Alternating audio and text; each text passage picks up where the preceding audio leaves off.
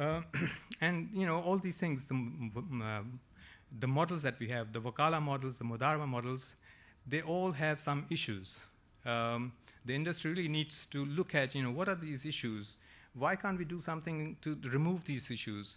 Why can't we come up with some balanced approach? There is a, plus and the minus in these, remove the minuses, get this thing whole working in a practical manner and still be a Sharia compliant approach to surplus sharing and to the current issues that the industry has. I think this is all linked to the curd and all that. I think this is also an area where the industry is currently debating. I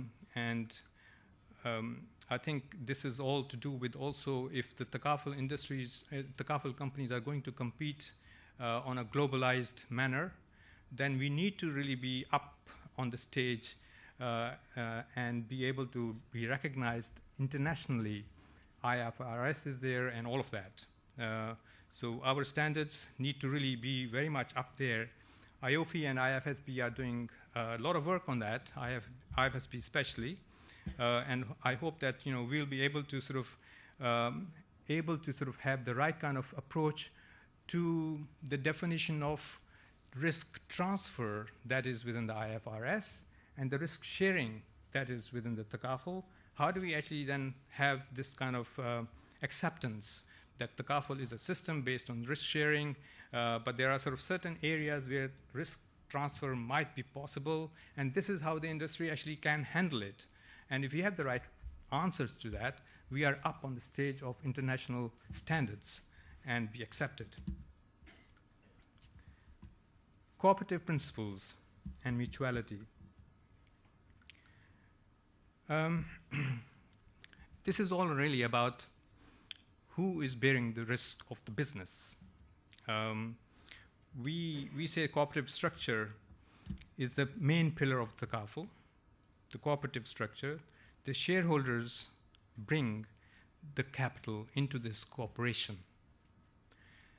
And should the cooperative spirit not be broader than applying to the participants only? That is really the question that I have.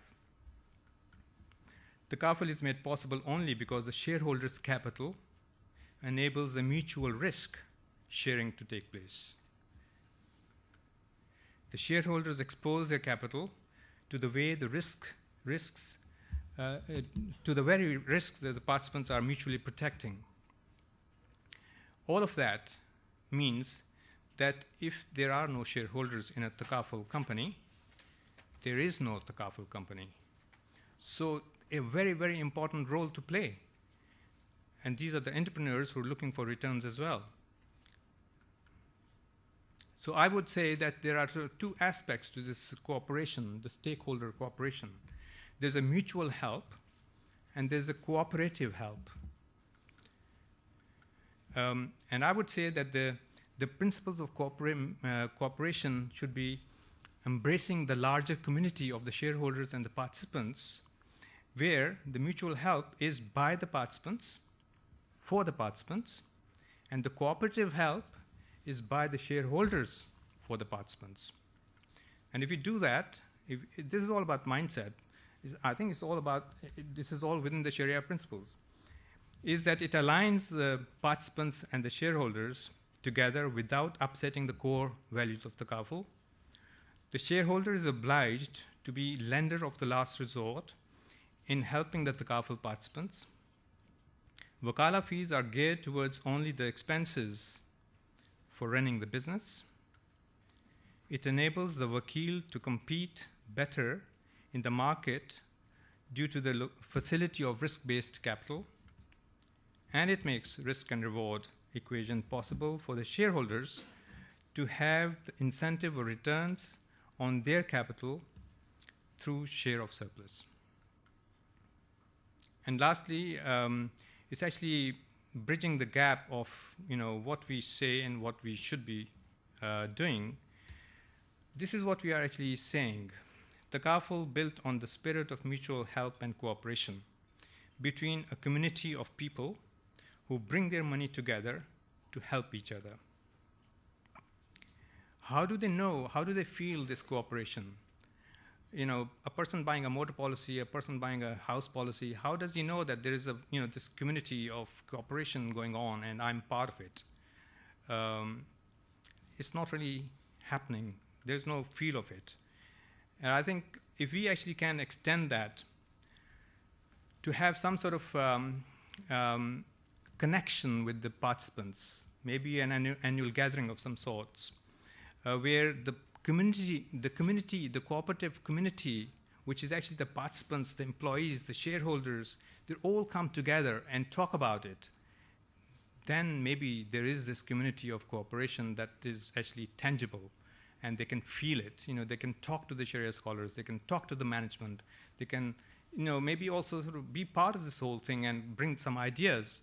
And that approach would be much, much better approach in terms of awareness, the marketing, the advertising, at a much, much cheaper cost to the company.